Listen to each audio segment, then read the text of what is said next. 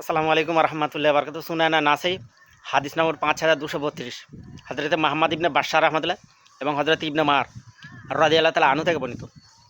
তিনি বর্ণনা করেন যে প্রিয় নবী রাসূল সাল্লাল্লাহু আলাইহি ওয়াসাল্লাম চুল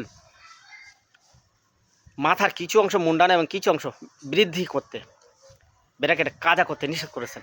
হাদিস সুনানা নাসাই ব্যাখ্যা চুল কাজা করতে হযরত মুহাম্মদ সাল্লাল্লাহু আলাইহি ওয়াসাল্লাম নিষেধ করেছেন। কাজা কাকে বলা হয় ভাই? মাথার কিছু অংশ চুল মুন্ডানো বা বিট দেওয়া, যাকে হিট্টি দেওয়া, আর কিছু অংশ বড় রাখা, হয় পুরো নেওয়া হতে হবে না, সব দিক সমান রাখতে হবে। এটাই হচ্ছে ইসলামী নির্দেশ ভাই। কী নেই কোরআন হাদিসে?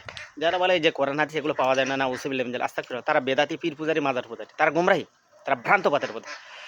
6666 আয়াত, 114টা সূরার ভিতরে রব্বুল আলামিন আল্লাহ সব ভরে দিয়েছে। একটা মানব জীবনের জন্য যতটা দরকার ততটা। আর 10 লক্ষ হাদিস আছে। ইমাম আহমদ ইবনে হাম্বল রাহমাতুল্লাহ 10 লক্ষ হাদিসের হাফেজ ছিলেন। তাদেরকে আহলে হাদিস বলে গালি দেওয়া হতো। আর আজকে অবশ্যই যারা কোরআন হাদিস মানে, যারা আমাদের আহলে হাদিস বলে গালি দেবে, তাই কি তুমি গোমরাতে বসে থাকবা? তুমি বেদাতি, পীর পূজারি, মাজার পূজারি হয়ে যাবা? এ ভাই আস্তাগফিরুল্লাহ।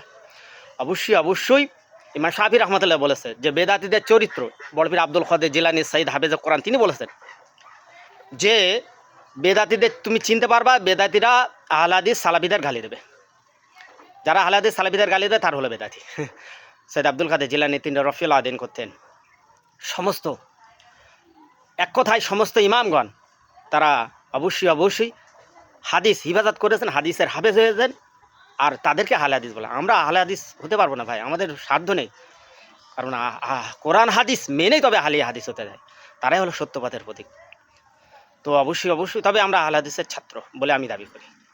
তো আহলে হাদিস মানে অনেক মস্ত বড় একটা জিনিস, যারা কোরআন হাদিস হিফজ করে এবং সেই অনুযায়ী চলে, কোরআন হাদিসের বাইরে শিরক কুফর বেদাত করে না, তাদেরকে আহলে হাদিস বলা যায়। অন্যথায় আহলে হাদিস বলা মানে এই নামটা অপব্যাখ্যা, বেয়াদবি ভাইয়ের নামের প্রতি। কিন্তু দুঃখের বিষয়, মূর্খ পীর পূজারি, বেদাতি, মাদার পূজারি, তারা আহলে হাদিস, সালাফি, ওয়াহাবিটা গালি হিসেবে ব্যবহার করে।